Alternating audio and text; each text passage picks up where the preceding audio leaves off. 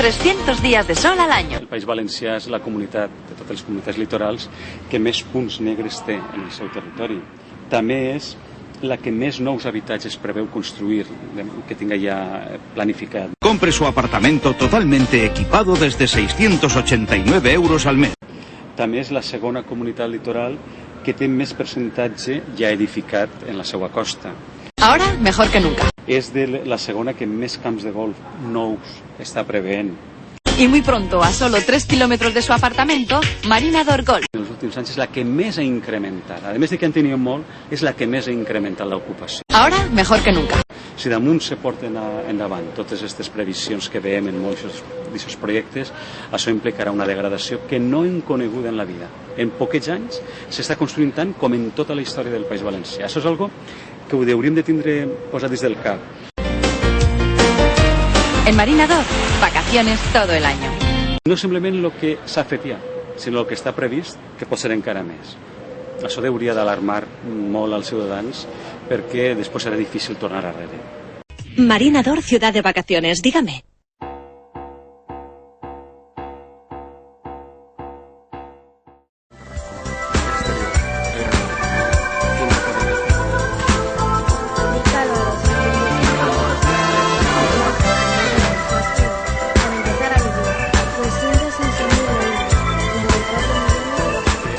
Àrees litorals ja estan destruïdes, i destruïdes irreversiblement. I el que està plantejant i posant de relleu aquest document és que continuaran encara destruint-se.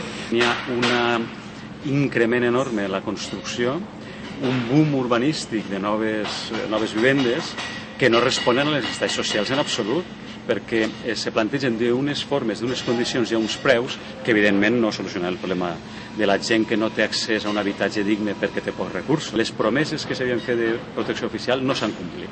I, sin embargo, estem construint més que mai. Aquestes vivendes aniran a segona residència per compradors d'un alt nivell econòmic i, per tant, beneficia només a una élite, molta d'ella vinguda de fora, compradors estrangers, als constructors, als que venen els terrenos, als que especulen, però des de luego no a les persones que no tenen accés a l'habitatge. No és un benefici públic. Moltes de les barbaritats que estem veient són perfectament legals. A banda, a més d'això, existeix desordre, existeix també casos de corrupció, existeixen irregularitats, a més de les legals.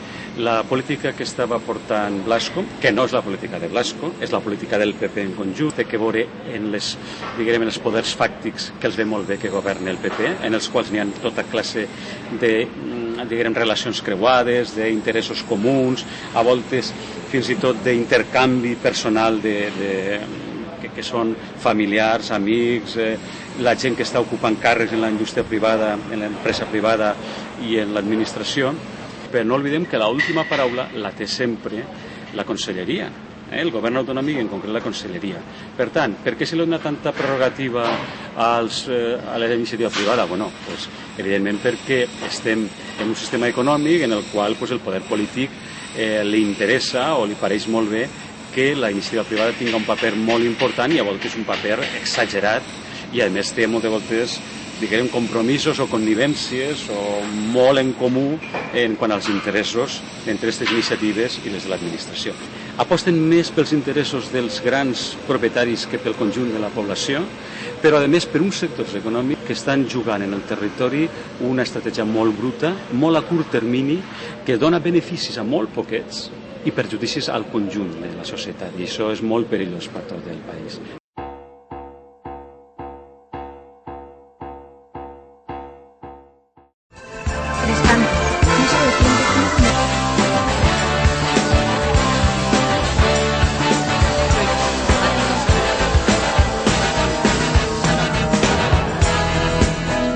Ciutadanes protesten, planten cara, fan manifestacions i això començava a tindre un cost polític important. Estem ja pròxims a les properes eleccions i això fa que el PP estava preocupat per aquesta situació que podia no simplement degradar a Blasco, degradar la seva imatge, el seu prestigi, la seva capacitat electoral, sinó tot el PP. I això podia perjudicar en les properes eleccions. S'ha apartat a Blasco d'ací i s'ha posat una altra persona perquè aparentara fer altra cosa, però només perquè aparent.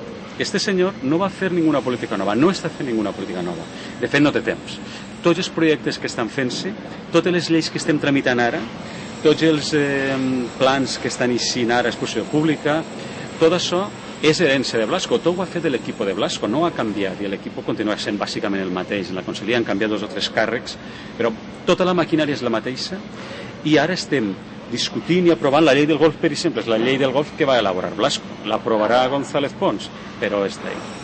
Entonces González Pons està així posat simplement perquè acabe de fer-se tota la política que ell ha heretat. Ell no mourà ni un ditet, estic convençut, d'essencial no canviarà ni un pèl, estic convençut, ni un mil·límetre.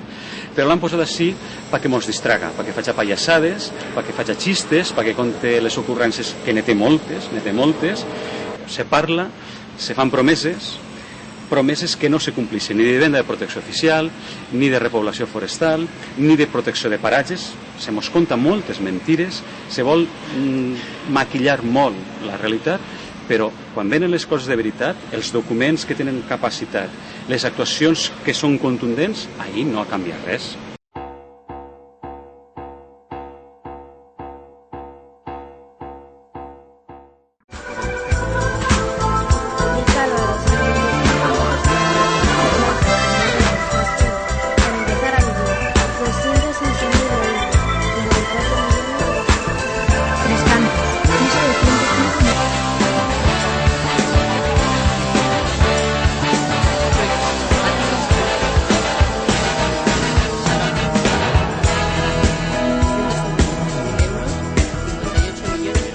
Casos s'estan guanyant i s'estan paralitzant, sobretot a on més actuació ciutadana n'hi ha.